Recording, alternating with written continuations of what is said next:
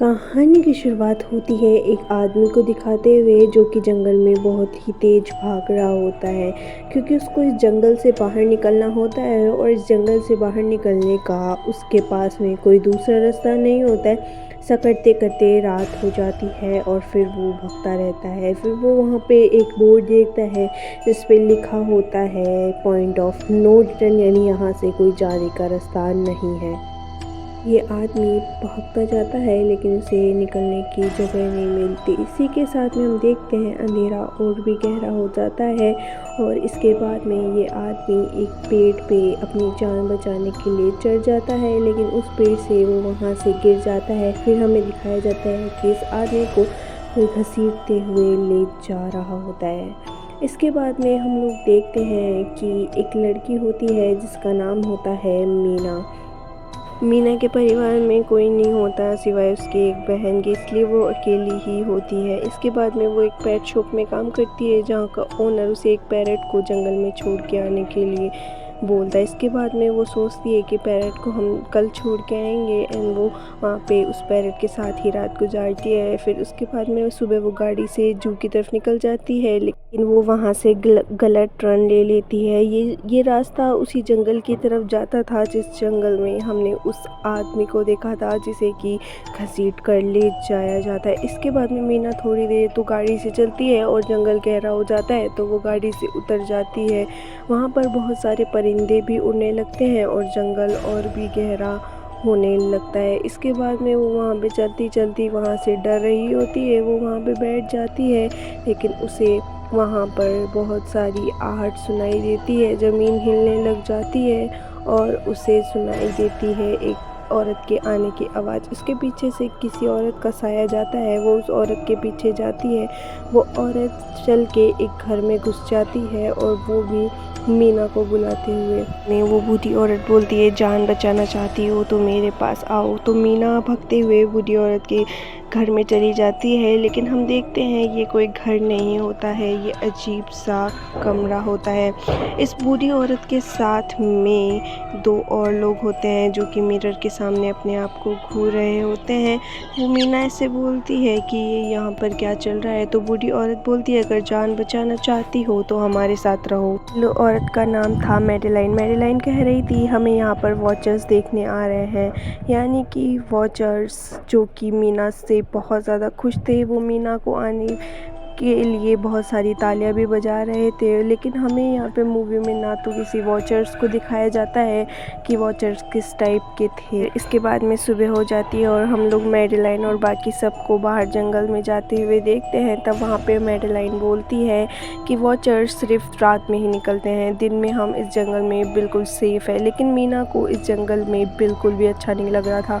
वो यहाँ से कैसे न कैसे करके निकलना चाहती थी। मैडेलाइन कहती है कि तुम इस जंगल से बाहर नहीं निकल सकती, यहाँ पे बाहर जाने का कोई रास्ता नहीं है। मैडेलाइन कहती है कि रात होने पर यहाँ पर हमको वापस आना पड़ता है, लेकिन मीना मैडेलाइन की बात नहीं सुनती और वहाँ से भगती रहती है। से भी उस लड़के की तरह पॉइंट ऑफ नो रिटर्न का बोर्ड दिखाई देता है, फिर भी वो वहाँ से भगती जाती है और सूरज को देखकर वो वहाँ से भगने की कोशिश करती है, लेकिन उसके भगने का कोई फ़ायदा नहीं होता क्योंकि वो जंगल ख़त्म नहीं होता। वहाँ पे ज़मीन हिलने लग जाती है, वो वहाँ पे डर जाती है, लेकिन मैडेलाइन यहाँ पर आ जाती है और बोलती है कि तुम अकेली नहीं हो जिसने भागने की कोशिश की, हम भी यहाँ पर इस जंगल में ऐसे ही फंसे हुए हैं।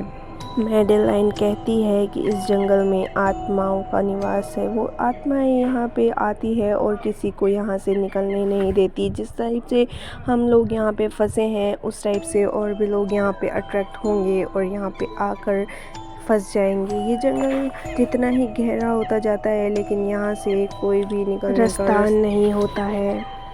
पर पॉइंट ऑफ रिटर्न के बोर्ड थे, तो मीना पूछती है कि ये किसने बनाए थे। तो वो मैडेलाइन बोलती है कि ये वहाँ के एक प्रोफेसर ने बनाए थे, इन्हें जब भी तुम देखो तो तुम इन्हें इग्नोर मत करना। इसके बाद में वो घर पहुँच जाते हैं और आज उन्हें विचर्स देखने आ रहे होते हैं। वहाँ पर एक किरण नाम की लड़की डांस करने को बोलती है और बोलती है कि लोगों को, उन विचर्स को ये डांस बहुत ज़्यादा पसंद है। रात को तो फिर भी ये विचर्स को कुछ भी करके खुश कर रहे होते थे, लेकिन दिन में भी इनको बहुत ज़्यादा परेशानी का सामना करना होता था, क्योंकि जंगल के अंदर एवरीडे नीड खाने का हर दिन कुछ ना कुछ चाहिए होता है, तो वो जंगल में से निकाल के लेके आते। इसके बाद में मीना और खीरा सुबह पहले खाना लेने के लिए जाती है। जब मीना खीरा से पूछती है कि तुम्हें इस वॉचर्स की थ्योरी के बारे में पता है, तो खीरा बोलती है कि नहीं। मैडलाइन कहती है कि ये वॉचर्स हमें देखते हैं, हमें ऑब्जर्व करते हैं, और अगर हमने इन्हें देख लिया तो हम पागल हो। वहाँ पे हमें गड्ढों को दिखाया जाता है। तब कीरा कहती है इन गड्ढों में सुबह वॉचर्स रहते हैं और रात को वहाँ से बाहर निकल जाते हैं। तब मीरा कहती है यहाँ पे हमें रहते हुए 6 महीने हो गए और कीरा का पति ज़रूर इस से बाहर निकलने का रास्ता ढूंढ ही लेगा। इसके बाद में हमें पता चलता है कि कीरा का पति वही आदमी था जिसे कि कोई ले गया होता है। इसके बाद में वो लोग घर आ जाते हैं और सरवाइव करने के मैडलाइन मीरा को 3 रूल्स बताती है। पहला कि वो रात में घर के पास रहेगी और घर का दरवाज़ा भी नहीं खोलेगी। दूसरा कि वो उन गड्ढों के पास में नहीं जाएगी, और तीसरा कि वो मिरर के सामने कमर नहीं दिखाएगी। इसके बाद में मीरा को वॉचर्स के बारे में जानने की दिलचस्पी होती है। मीरा मिरर के पास जाके कान लगाती है, लेकिन उसे कुछ सुनाई नहीं देता। फिर वो अपनी कमर को वहाँ पे दिखा देती है और फिर सो जाती है। वहाँ पे शीशे को ज़ोर ज़ोर से बजाने की आवाज़ें आती है। तब मैडलाइन मीरा को उस मिरर के सामने खड़े होने को बोलती है। खैर कैसे ना कैसे करके ये रात भी कट जाती है। दूसरे दिन मीरा डैनियल के साथ में खाना लेने के लिए चली जाती है। फिर इसके बाद में मीना डैनियल से पूछती है कि तुमने कभी किसी वॉचर को देखा है, तो डैनियल मना कर देता है। तो मीरा यहाँ से भागने के लिए सोचती है कि यहाँ से मैं भागने की कोशिश करूँ। तो डैनियल को मीरा बोलती है कि वॉचर्स वगैरह कुछ नहीं होते हैं, ये मीरा की सारी कल्पनाएँ हैं, कि मैडलाइन ये सब कल्पनाएँ हम पे थोप रही है। तो मीना डैनियल को बोलती है कि हमें यहाँ से निकलने का ट्राई करना चाहिए। तो डैनियल जो कि यहाँ से बाहर निकलना चाहता था, वो मीना की बात मान जाता है और वो वहाँ से रस्सी लेकर उन गड्ढों में उतर जाते हैं। रस्सी का दूसरा सिरा डैनियल ने पकड़ रखा था कि अगर मीना को कुछ भी हो तो वो उसे जल्दी से वहाँ से खींच के निकाल। मीना को वहाँ पर बहुत सारे इंसानों का सामान मिलता है। ज़रूर ये उन्हीं इंसानों का सामान होगा जो यहाँ पे फंसे हुए थे। के बाद में मीना उस सामान को लेके जाने के लिए तैयार थी, लेकिन वहाँ पर उसे किसी इंसान की या फिर किसी क्रिएचर की उंगलियाँ दिखती है। मीना समझ नहीं पाई ये किसकी उंगलियाँ है, तो वो जल्दी से उसे खींचने को बोलती है।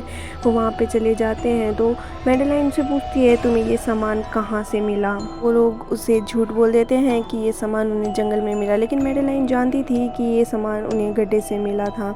तो मैडलाइन पूछती है कि तुम्हें ये सामान बताओ कहाँ से मिला, लेकिन मीना उसे कुछ नहीं बताती है कि मैंने गड्ढे में कुछ नहीं देखा।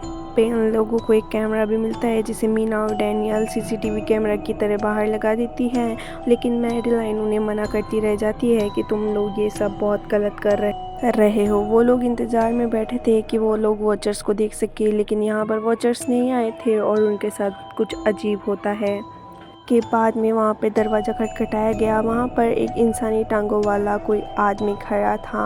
वो कीरा के हस्बैंड की आवाज़ में बात कर रहा था। तो कीरा को लगा उसका हस्बैंड रास्ता ढूंढ के आ गया। तो कीरा वहाँ पे गेट खोलने के लिए जाती है, लेकिन मैडलाइन उसका रास्ता रोक लेती है। मैडलाइन बोलती है कि मैं तुम्हें दरवाज़ा खोलने नहीं दूंगी, वो तुम्हारा हस्बैंड नहीं है, लेकिन कीरा ये सब नहीं मानती है। तो मैडलाइन बोलती है कि तुम मेरी बात सुनो, उससे कोई ऐसा सवाल पूछो जो कि तुम्हें और तुम्हारे हस्बैंड को ही पता हो।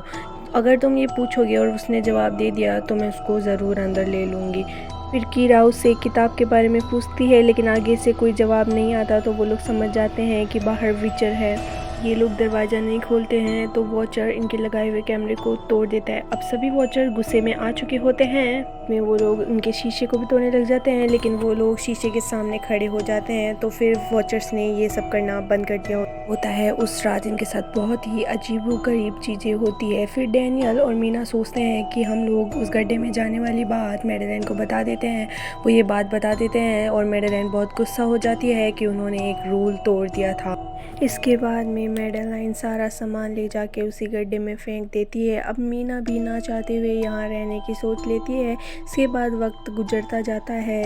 अब सर्दियाँ आ चुकी थी लेकिन ये लोग यहीं पर ही फंसे थे। लेकिन मीना हार नहीं मानती, रोज़ इस जंगल में से बाहर निकलने का रास्ता ढूंढती है लेकिन उसको रोज़ कुछ हाथ नहीं लगता है। उसने एक नक्शा बनाया था, उसे यकीन था कि कभी ना कभी वो उस नक्शे को पूरा कर लेगी। सर्दियों की वजह से उन्हें खाना भी वहाँ पर ठीक से नहीं मिल रहा था। के साथ साथ इनकी दिमागी हालत भी ख़राब हो रही होती है। एक दिन मैडेलिन और डैनियल का झगड़ा हो जाता है तो डैनियल कीरा को अंदर लेके मीना और मैडेलिन को बाहर निकाल देता है। ये दोनों डैनियल से खूब मन्नतें करती है कि तुम दरवाज़ा खोलो, लेकिन तब भी दरवाज़ा डैनियल नहीं खोलता है। इसके बाद इन लोगों को जान बचाने के लिए एक नीचे दरख्त के नीचे खड़ा होना पड़ता है। इन लोगों को वहाँ वॉचर्स की आहट सुनाई देती है। इसके बाद में ऑडियंस को भी वॉचर्स दिखाई देते हैं। ये लंबे लंबे एकदम पतले होते हैं। ये बहुत ही खतरनाक क्रिएचर थे। इसके बाद में ये बाहर निकलते हैं और लोगों को देखने लग जाते हैं। यहाँ पर उन दोनों को मैडेलिन और मीला नहीं दिखती है तो ये लोग उनको खाने के लिए निकल जाते हैं। ये दोनों कैसे न कैसे इनसे बचा के अपने हाउस में आ जाते हैं। ये दोनों जोर जोर से दरवाज़ा खटखटाते हैं और आखिरकार डैनियल इन दोनों के लिए दरवाज़ा खोल ही देता है।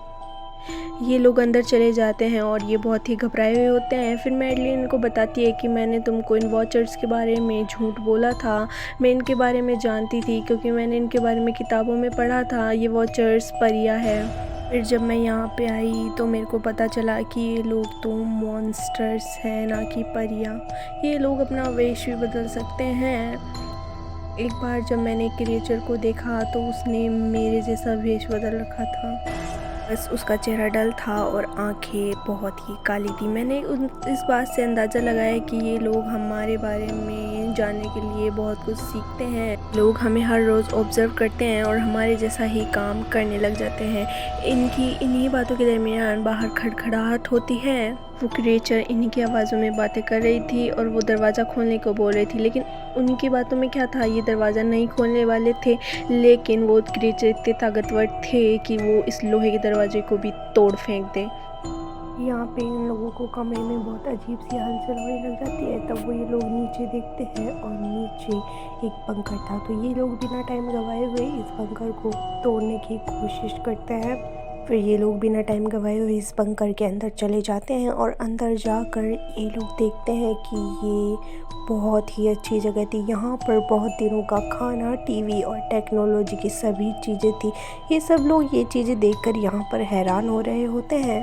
मीना इसके बारे में जानने के लिए कंप्यूटर खोलती है। यहाँ पर इंटरनेट तो नहीं था, पर यहाँ पर इस कंप्यूटर में डॉक्टर मार्टिन की बनाई हुई चीज़ें थी। दरअसल डॉक्टर मार्टिन एक साइंटिस्ट थे। दरअसल उस प्रोफेसर को इन क्रिएचर के बारे में जानना था, इसलिए वो लोगों को यहाँ पे लेके आता था और खुद इस बंकर में बंद होकर उन सब की मूवमेंट्स देखता था। तो क्रिएचर उन इंसानों को मार देते थे और ये साइंटिस्ट नीचे आके उन पर रिसर्च करता था। साइंटिस्ट बताता है कि मैंने इन सब के बारे में रिसर्च करी और ये सब पहले परियां ही थी, लेकिन इंसानों ने इन्हें धोखा दिया तो ये यहाँ पर इस फॉरेस्ट में आकर रहने लगी। मार्टिन बताते हैं कि जंगल में रहने की वजह से उनका पर और जादू चला गया था। और डॉक्टर मार्टिन एक परी के बारे में बताते हैं कि वो बहुत अच्छी थी, वो इन सब से अलग थी, वो दिन में भी बाहर निकल सकती थी। उन्होंने डॉक्टर मार्टिन को मारा नहीं था।